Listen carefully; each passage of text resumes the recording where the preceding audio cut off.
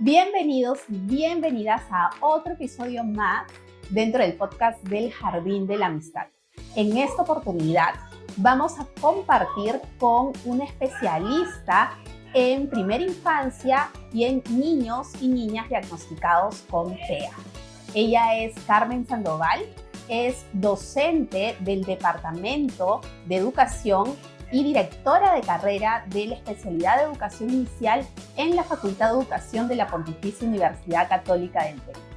Bienvenida, Carmen, a este espacio. Estamos felices de contar contigo, con tu experiencia en temas de primera infancia, en temas de esta apertura a la neurodiversidad, porque para el Jardín de la Amistad es muy importante tener este enfoque inclusivo dentro de nuestra institución.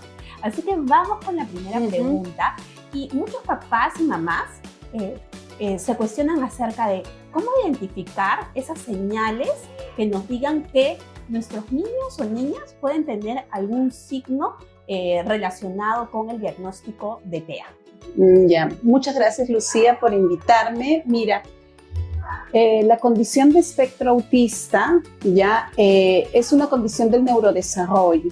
Entonces, por lo general aparece muy temprano en la vida de un niño, sobre todo en lo que tiene que ver con la forma en cómo el niño comunica e interactúa con los otros. ¿Ya? Si tú revisas las definiciones actualmente de autismo, te van a decir, ¿no?, que hay dos áreas, dos dimensiones que están afectadas. Por un lado, la comunicación y las interacciones sociales, y por otro lado, el niño presenta intereses restringidos, inflexibilidad, en algunos casos estereotipos. La complejidad del autismo es que estas manifestaciones que tú vas a ver en el niño son muy variadas. Nosotros no tenemos, como dice Daniel Valdés, dos niños autistas que presenten las mismas características. Lo que sí vamos a identificar es que los niños van a necesitar diferentes niveles de apoyo. A los que generalmente se les diagnostica con un trastorno espectro autista 1, de nivel 1, es porque necesitan poco apoyo, ¿ya? Los de nivel 2 generalmente un apoyo medio, y a los de nivel 3 sí es un apoyo muy importante, ¿no? Que inclusive puede de alguna manera el niño tener dificultad para la supervivencia, ¿no? Porque nosotros somos seres que comunicamos, y al no poder comunicar no podemos expresar, si no tenemos esta habilidad desarrollada, lo que queremos, lo que sentimos, lo que necesitamos. Entonces, ¿qué es lo que deben ver los padres? Voy a tratar de hacerte la diferencia de estas señales de alerta, primero en función de la comunicación y lenguaje, ¿no? Los niños hacia los 9 meses, entre los 9 meses y un año, tienen que alcanzar algunos precursores de la comunicación que son fundamentales, como por ejemplo, compartir la mirada, el gesto de señalar, que no solamente yo señalo para pedir, sino también señalo para mostrar, ¿no? Por ejemplo, quiero juguete y mire el avión, son dos gestos distintos, ¿ya? Luego, el seguimiento de la mirada, ¿no? Cuando un niño se interesa por seguir la mirada, las trayectorias, y la intencionalidad, o sea, querer ir al otro. Entonces, si yo veo un niño de un año y medio, que tiene dificultad, por ejemplo, para desarrollar estos precursores, yo tengo que estar muy atento, ¿no? ¿Cómo lo puedo decir más fácil? Por ejemplo, un niño que no mira los ojos, que no responde su nombre cuando lo llaman, que se aísla, que de repente el niño no puede, ¿no? Pedir algo cuando quiere, entonces lo arranca, ¿no? Este dame y toma todavía no está desarrollado. Es un niño no necesariamente que tiene retraso del lenguaje. Antes se creía que sí, pero ahora ya se ha visto que no. Hay niños que desarrollan el lenguaje, eso depende de cada niño en realidad, pero tiene que ver todo con la interacción y con cómo comunicamos, ¿ya? Si no hay esta intención de ir al otro, entonces ese es uno de los problemas que hay que tener atención. Y luego, lo otro sería a nivel de la inflexibilidad, es un niño que no acepta los cambios, que se resiste, ¿no? Entonces, que es muy importante anticiparle. Es un niño que siempre quiere hacer lo mismo, precisamente muy rutinario, ¿no? Inflexible. En otros casos se interesa mucho por un tema, ¿no? Y entonces explora este tema a profundidad. Ahora, todos podemos presentar alguna señal, ¿no? O sea, si tú te pones a mirar, vas a decir todos, no, no es eso. Es que es la suma de estas señales que te pueden hacer una alerta más importante, ¿no? Yo diría que la mirada es la primera alerta a la que hay que estar muy atentos, ¿no? Porque un bebé ya, desde que más o menos aparece la sonrisa social, ya empieza a ver este interés por la mirada que no se ve en las personas, o que se ve poco en los casos de autismo. Y pensando en niños y niñas que ya han sido diagnosticados con TEA o que tenemos presunción de que puede tener autismo, ¿cómo recomiendas que sea este entorno familiar? ¿Qué oportunidades papá y mamá le podrían dar desde casa para acompañar su desarrollo? Ya, mira, lo que sucede es que una cosa es la sospecha, o sea, que en la escuela o en la casa un padre de familia sospeche, y otra cosa es ya el diagnóstico, porque la sospecha puede aparecer muy temprano, ¿no? Un niño de 1 año, 2 años, yo ya voy viendo que su desarrollo social ahí está, digamos, es diferente al de los otros niños, y ya un diagnóstico implica toda un compromiso que han asumido la familia para llevarlo hacia el neurólogo infantil, hacia el psicólogo, para que se establezca pues una serie de exámenes y se le pueda apoyar. Entonces, las intervenciones son distintas, ¿no? Desde la escuela nosotros podemos tener niños los que observamos y identificamos esas señales de alerta y apoyamos a las familias en el proceso también de ir aceptando, ¿no? Abrirse a este posible diagnóstico, ¿ya? Y en el caso del diagnóstico, digamos entre comillas, es más sencillo, porque en el diagnóstico tú ya tienes todo un aparato ahí, ¿no? De diversos profesionales, que en general es ya profesionales que conocen al niño, y el niño podría estar ya con un diagnóstico y una intervención, entonces que te orientan en el proceso de incluirlo en el aula. Entonces son dos situaciones muy diferentes, porque imagínate, ya cuando se establece un diagnóstico ya viene el informe, en el informe siempre el psicólogo terapeuta, hay un seguimiento, si la familia colabora en este proceso es todavía más importante. Entonces yo creo, ahí yo me quedaría con esta idea que tiene Daniel Valdés. Me voy a referir mucho a Daniel Valdés porque yo con él me he formado, ¿no? Y lo sigo todavía, sigo el proceso, digamos, las publicaciones que él tiene y todo, pero yo diría, intervenir antes, diagnosticar antes, mejora el pronóstico, ¿ya? De un niño. Entonces, nosotros tenemos que pensar en el bienestar del niño, en el que precisamente al poder ayudarle a pasar este proceso, ¿no?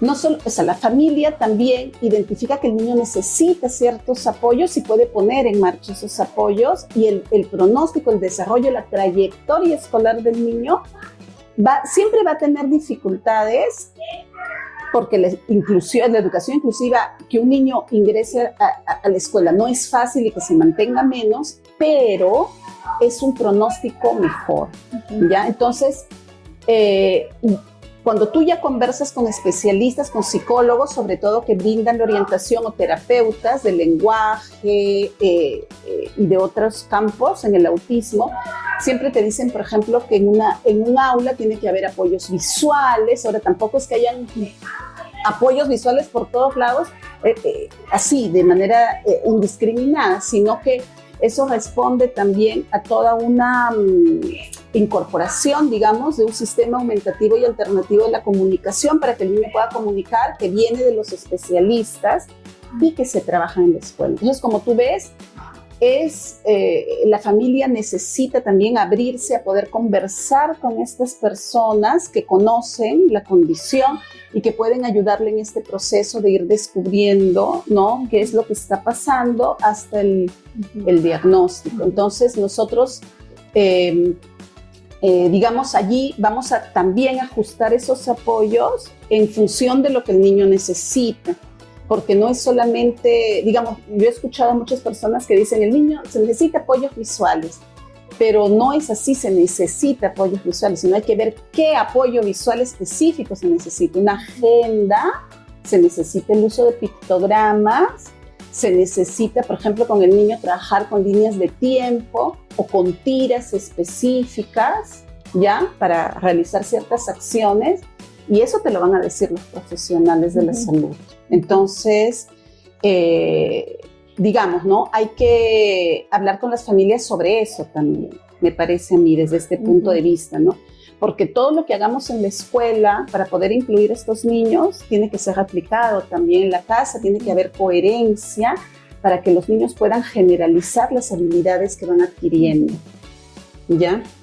Y acá tú has dicho varios puntos que son importantes. Uno que quiero resaltar es que un diagnóstico temprano asegura un mejor pronóstico, una mejor trayectoria, que el niño y la niña puedan permanecer en el sistema educativo y que finalmente lograr esos aprendizajes esperados, ojo, también teniendo en cuenta sus condiciones y sus características. Y aquí preguntarte específicamente en relación al diagnóstico temprano. Tú que has trabajado con diferentes familias, que también estás en contacto con maestras, ¿cómo apoyar? Y que también yo misma he pasado como mamá este proceso. Entonces, mi hijo, la primera vez que yo lo llevé para una sospecha tenía 1 año. Y ahora está en quinto de media, ¿no? Ya para ir a la universidad. Entonces, a mí no me han contado que el diagnóstico temprano mejora el pronóstico. Yo lo he vivido y he acompañado esta vida de una persona durante 16 años. Entonces, sí, los manuales dicen eso, pero también hay muchos casos, no soy yo la única, de personas que he conocido en este trayecto, ¿no? Porque también me he informado, he ido a CEPAL, ¿no? He tenido la formación de la diplomatura y he conocido a varias madres, a varias familias, profesoras, y lo que gana el niño son habilidades, ¿ya? Son habilidades para la autonomía, habilidades para poder aprender. Son habilidades que se necesitan desde pequeños, ¿ya? Y Carmen, ¿qué le podrías decir a aquellos papás, mamás que cuestionan la inclusión de niños con alguna condición de TEA u otra dentro del aula? Que quieren un aula, pues, que todos sean como lo que llamamos como neurotípicos. Yeah. ¿Qué les podrías decir a ellos? Bueno, yo me acuerdo ahorita de un texto de Constantino Carvalho, creo que era del 2000, no me acuerdo si es del 2004 o del 2007, a mí me gusta citar bien. Pero ¿Diario Educar? ¿El libro del Diario Educar? No recuerdo si estaba en Diario Educar o estaba en creo que es en un artículo que él hizo para tarea, de repente me equivoco, pero me acuerdo mucho de cuando él dice por qué es importante la educación inclusiva. Y él dice que no es, bueno, voy a parafrasearla, él dice algo así como que lo importante no es, digamos, uno no incluye a los niños por hacerles un favor o algo así, ¿no? Uno incluye a los niños porque el mundo es diverso. O sea, el mundo en su esencia es diverso.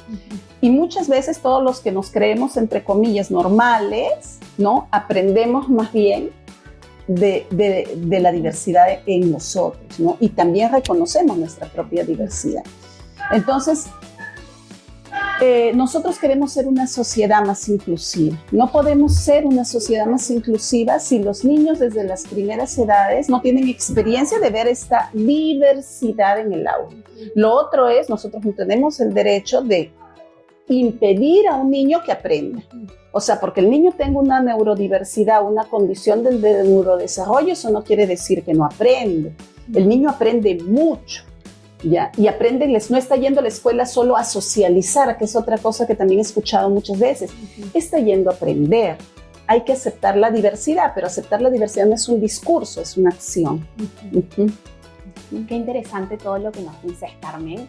Y desde tu experiencia personal con José María, tu hijo, y también en función a las investigaciones que tú has visto, ¿cuál es la diferencia entre centros educativos inclusivos y centros educativos especializados? Ya, mira, lo que sucede es que precisamente porque Por lo que yo te dije que el autismo se manifiesta en las personas de manera diversa y además es un espectro. Los niños van evolucionando, van desarrollando las diferentes dimensiones comunicativas, habilidades sociales, habilidades para la interacción, ya se van volviendo, digamos, van de alguna manera ganando más comprensión sobre estos cambios que aparecen, ¿no? Entonces ya los ves menos inflexibles, que se va evolucionando. ¿Ya? Entonces no, digamos, siempre yo, digamos, tengo una posición más de que un niño con condiciones y acompañado debe ir a EBR, ¿no? A una escuela regular. Además, hay muchas investigaciones que muestran que esto es posible cuando existen adaptaciones realizadas para el niño en función de sus potencialidades. Hay que dejar de mirar un poco qué es lo que le falta al niño para mirar un poco más en qué es lo que puede hacer bien el niño. O sea, todos nosotros, si nos evaluamos, tenemos aspectos positivos y aspectos negativos o que nos falta todavía trabajar. En la escuela estamos muy acostumbrados a ver lo negativo. Cuando, por ejemplo, yo diría, ¿no? Este niño de repente todavía no está hablando, ¿no? Sus primeras palabras están tardando en venir, pero es un niño que le interesa mucho aprender. Entonces yo voy por ahí, entro por ahí, ¿no? Lo apoyo en ese aprendizaje porque es ahí donde él va a desarrollar la interacción con otros. O, por ejemplo, es un niño que tiene muy buena memoria. Entonces voy a aprovechar precisamente esa buena memoria para ponerle en una situación, por ejemplo, de aprendizaje con los niños y que él sea valorado. Entonces creo que hay que cambiar esa visión un poco de pensar lo negativo y lo positivo. Hay casos en que sí necesitan ir a una escuela especializada por diferentes motivos, porque a veces hay comorbilidades con el autismo, pero por eso te digo, o sea, todos los casos son distintos, pero en la medida de lo posible es bueno incluir. O sea, es bueno incluir porque te brinda una fotografía más real de la sociedad, ¿no? O sea, nosotros decimos siempre, queremos una sociedad más inclusiva, que discrimine menos, personas que sean más tolerantes, pero si todos somos igualitos como soldaditos, no vamos a lograr realizar, ¿no? Digamos, tener esa mente flexible para darnos cuenta que todos tenemos habilidades diferentes, que todos nos relacionamos con los otros de manera diferente. Qué importante. Entonces me quedo con que prioricemos la educación básica regular, instituciones educativas con un enfoque inclusivo versus las escuelas que son especializadas, evidentemente teniendo en cuenta las características de los niños y niñas.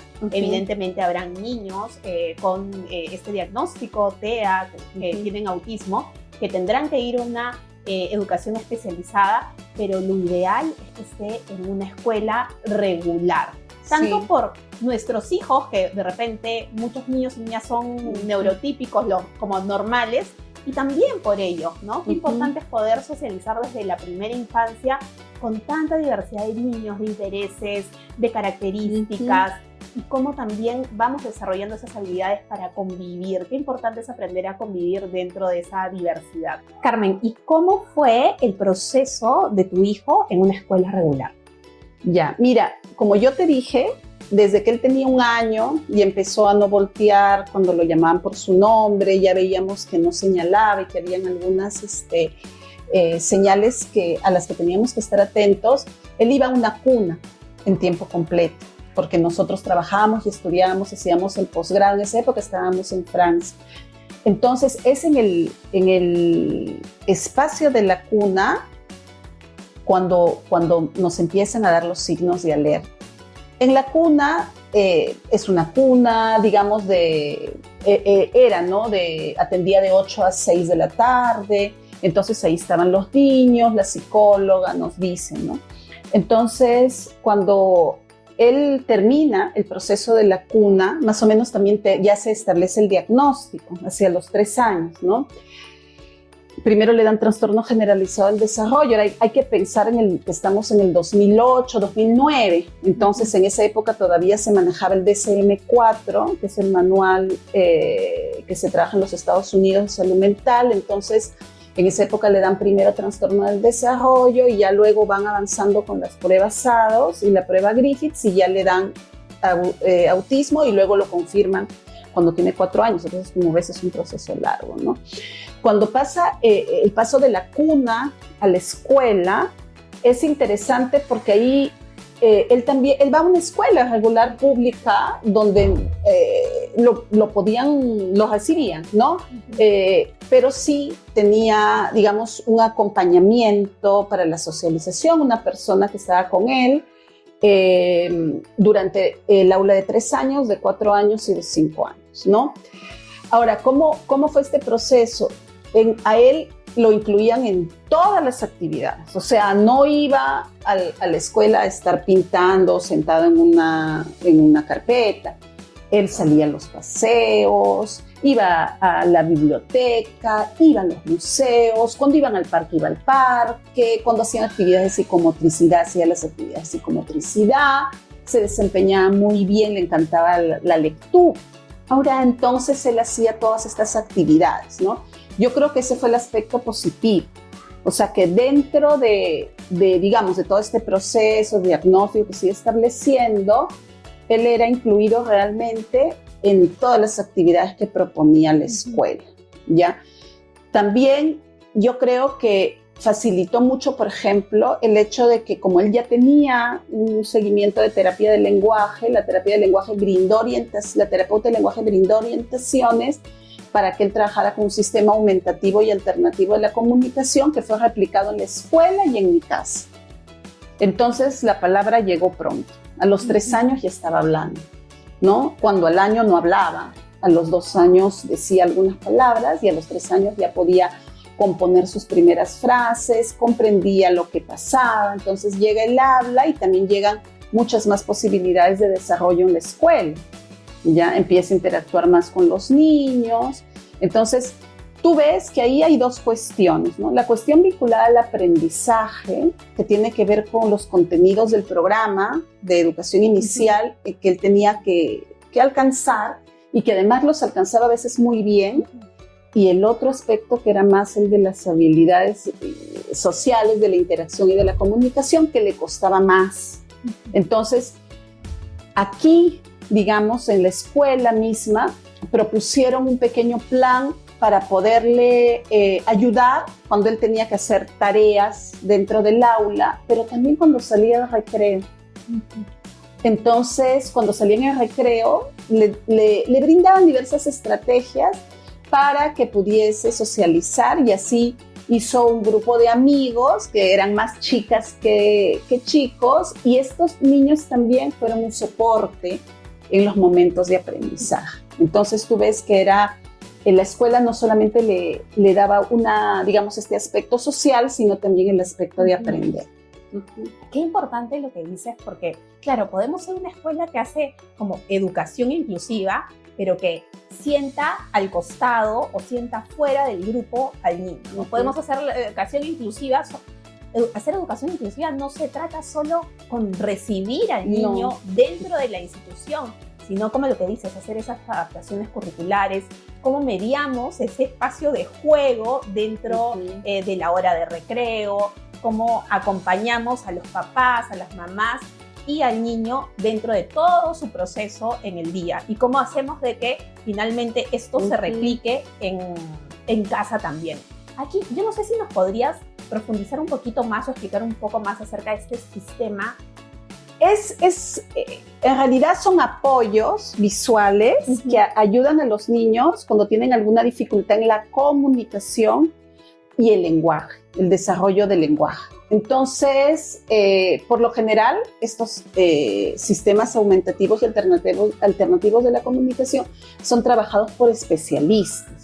Entonces, es el terapeuta del lenguaje o el psicólogo el que pone en marcha estos sistemas. Porque si nosotros lo utilizamos de manera desordenada, tampoco tenemos resultados, digamos, ¿no? Entonces, por ejemplo, es el uso de pictogramas es el uso, digamos, de apoyos visuales, de organizadores visuales. A veces son temporales, a veces son un poco más permanentes, dependiendo, ¿no?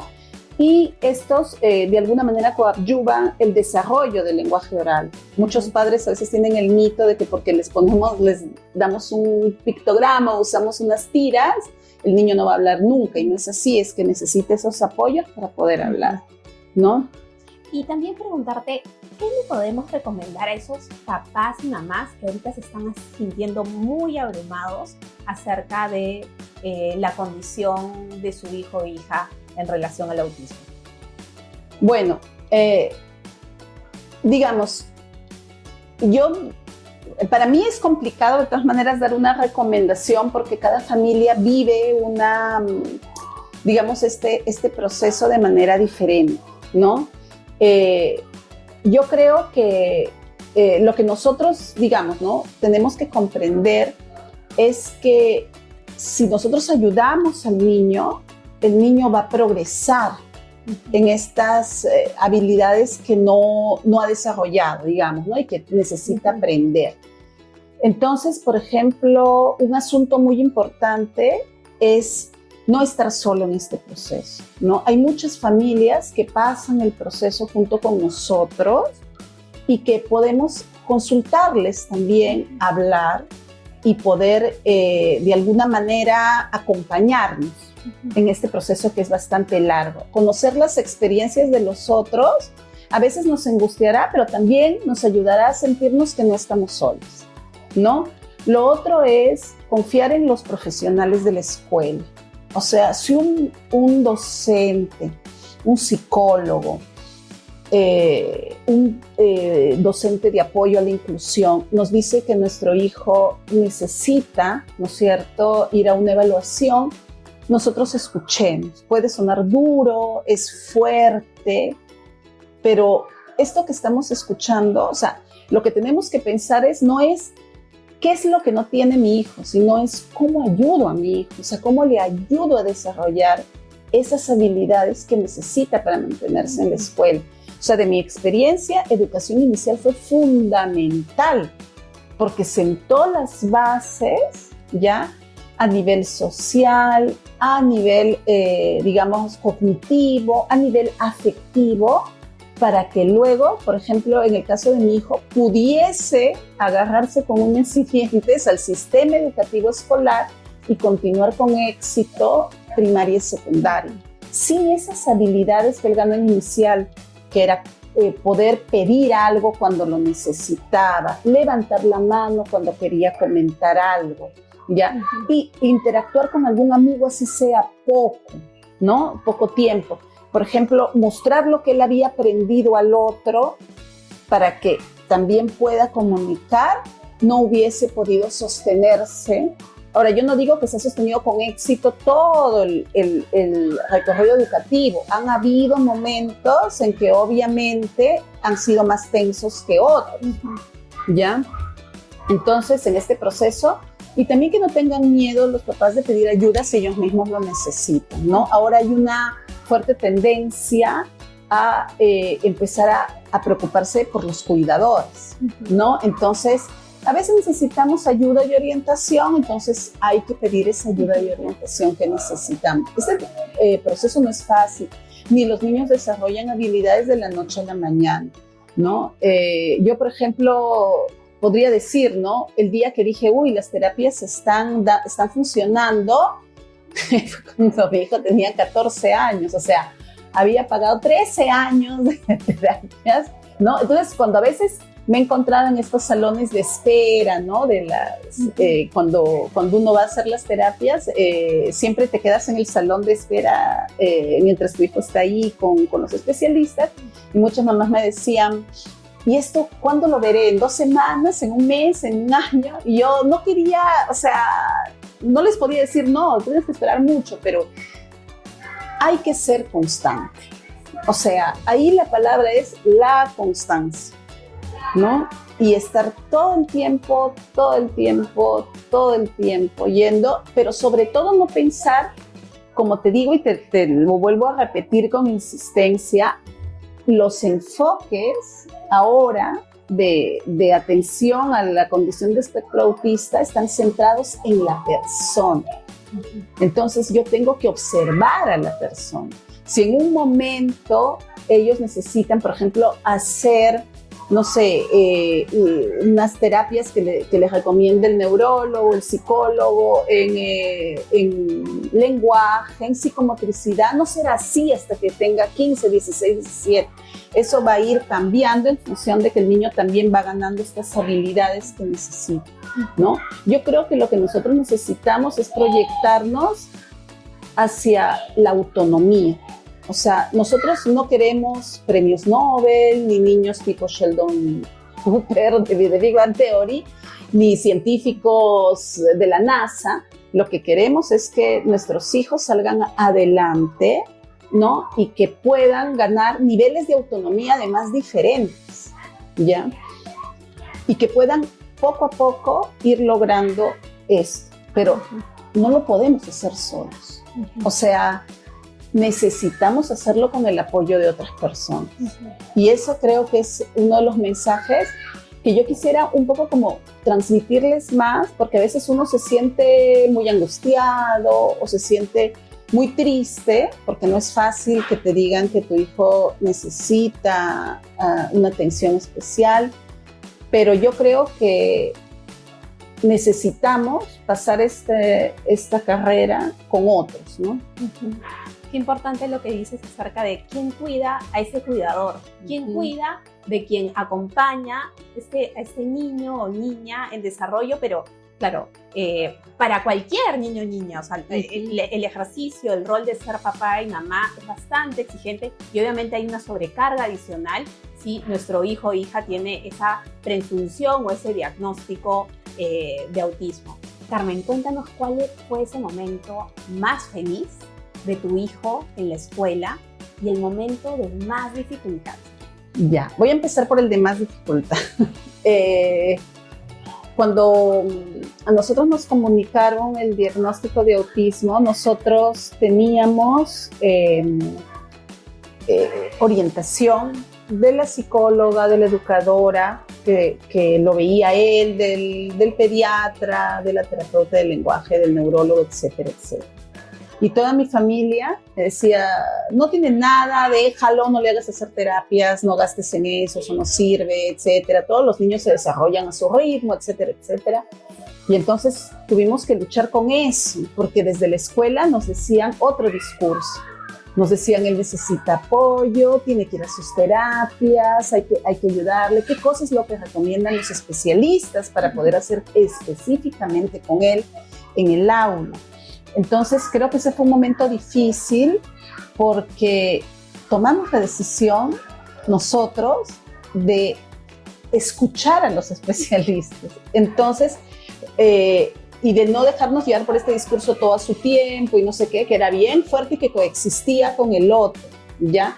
Entonces fue difícil porque además uno se da cuenta, o sea, tú cuando estás en la crianza, no observas cosas que los otros te dicen que están pasando, pero cuando ya te lo dicen, empiezas a observar, ¿no? Entonces, por ejemplo, nosotros jugábamos mucho en el piso, de uno a uno, intercalándolos, o sea, por ejemplo, estos juegos para armar, para encastrar, todos estos, jugábamos ahí y ya yo estaba más pendiente de mirarle a los ojos, de sonreírle, de traernos. Eso es por un lado, ¿no? Entonces, digamos, este momento es difícil porque además es doloroso, viene con el duelo de que te hayan dicho, pero tú sabes con estas orientaciones que puedes hacer ciertas cosas. Por ejemplo, siempre lo llevaba a la biblioteca porque al leer hay interacción, entonces miramos, observamos, señalamos, sonreímos, ¿ya? Entonces, digamos que ese es un momento difícil también porque tienes que escuchar lo que te dice la docente en la escuela. O sea, muchas veces lo que te dice la docente en la escuela no es necesariamente algo que tú necesitas en ese momento de escuchar sobre cuáles son los aspectos en los que hay que trabajar, pero hay que hacer. Y el momento más feliz me parece a mí que ha sido cuando este año, cuando ya le he visto que va a terminar el colegio, ¿no? Y y que va a ir a la universidad y que, en fin, que va a hacer otras cosas. Igual si me hubiera dicho no quiero ir a la universidad, me da igual, ¿no? La cuestión era que él pudiese haberse desarrollado, porque también hubiera podido hacer una carrera técnica. Pero de verle que dentro de su mundo, ¿no? Y de la escuela ha logrado ganar un espacio. Uh-huh. Pero esa ganancia viene de 10 años atrás o de más años, de 13 años atrás, cuando decidimos apoyarlo. Uh-huh. Entonces, yo creo que yo nunca espero que mi hijo sea como los otros. O sea, eso jamás digamos, nunca lo planteé. Yo espero que él se supere en lo que él necesita. Y creo que esa uh-huh. es lo que uno va viendo, ¿no? Esas pequeñas cosas del día a día. Uh-huh. Elegir escuchar a los especialistas y tener mucho cuidado con esa frase de no, déjalo, cada niño se desarrolla a su ritmo. Y si bien es cierto, cada niño tiene su ritmo, uh-huh. hay algunas señales de alarma. Hay hitos del desarrollo en los que hay que estar atentos. Que hay que estar atentos, uh-huh. que ahí ya no es cada uno se desarrolla a su ritmo, sino vamos a intervenir y mientras antes es mejor. Y en serio, qué lindo escuchar de que sientes a tu hijo incluido, ¿no? Es parte, ¿no? Tiene un espacio y eso es lo que... No, y es como es, o sea... No es como sus compañeros. Uh-huh. Dentro de, o sea, cómo él se ha desarrollado, uno lo admira, ¿no? Uh-huh. O sea, lo que, como te dije hace un ratito, ¿no? O sea, esto que dice Daniel Valdés, el diagnóstico temprano y la intervención temprana, no solo el diagnóstico, porque hay familias que se pueden quedar en el diagnóstico y no hacer intervención. La idea es el diagnóstico y la intervención temprana mejoran el pronóstico. Y sí lo he visto, y no solo lo he visto en él, he visto en otros niños que he acompañado, a otras familias también que he acompañado en el proceso, lo he recogido en las investigaciones que he hecho con algunos docentes, y entonces lo que estamos viendo es eso, ¿no? Uh-huh. O sea, que mientras más temprano uno tenga esta mirada, ¿no? De poder estar atento a lo que necesita el niño, pero sobre todo, y vuelvo a repetir, al potencial del niño también, podemos acompañarlo mejor. Entonces, nada, Carmen, poder cerrar, por favor, con algunas palabras de aliento para aquellas mamás y papás que uh-huh. están comenzando este proceso justo ahorita que tienen a sus hijos menores de 5 años y de repente han recibido esa noticia, ¿no? De que tienen que llevar a evaluarlo o de repente ya tienen ese diagnóstico. ¿Qué palabras de aliento les podrías dejar? Bueno, como te dije hace un rato, o sea, que en este camino no están solos, que traten de averiguar mucho. O sea, a mí, por ejemplo, mi curiosidad me hizo hacer las diplomaturas de CEPAL. Estuve 2 años metidas haciendo las diplomaturas de autismo y me encontré con varias mamás, ¿ya? No solamente habían profesores, habían psicólogas, habían terapeutas de lenguaje, sino también habían mamás de niños con autismo y no eran pocas. Entonces... yo creo que en este proceso vamos aprendiendo, ¿no? Uh-huh. Lo otro es que confíen en sus hijos, o sea, los niños con apoyo y con uh-huh. ajustes en la escuela van a salir adelante y hay que celebrar esas pequeñas adquisiciones que nosotros vamos viendo. Uh-huh. Ya eso, estas pequeñas adquisiciones son como una fiesta, entonces uno va viendo. También creo que hay que empezar a dialogar más con la escuela, más con los docentes. Los docentes también tienen mucho saber pedagógico que nos pueden ellos ayudar a darnos algunas orientaciones para trabajar también en la casa, ¿ya? Y eso sería básicamente lo que yo les diría, ¿no? O sea, un duelo no dura para siempre y hay que pensar en lo que puede ganar el niño. O sea, yo creo que hay que cerrar los ojos y pensar, si yo lo ayudo, todo lo que puedo lograr, ¿no? Si no lo ayudo. O sea, esa es una decisión de la vida. O sea, cuando tú le brindas estos apoyos a una persona con autismo, le estás brindando apoyo para su vida, ¿ya? Y su desarrollo. Entonces yo creo que esa es la idea. Uh-huh. Muchísimas gracias, Carmen. Yo creo que salimos inspirados de esta conversación.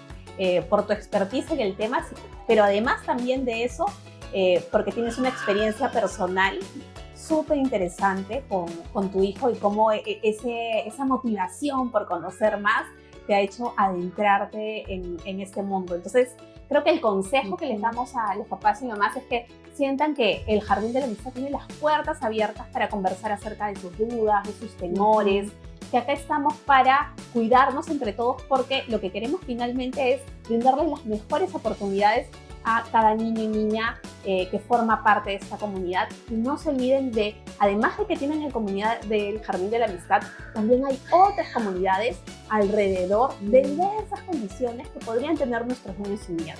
Tratemos de entrar a esas comunidades y poder conversar con mamás y papás que están pasando por nuestro mismo proceso.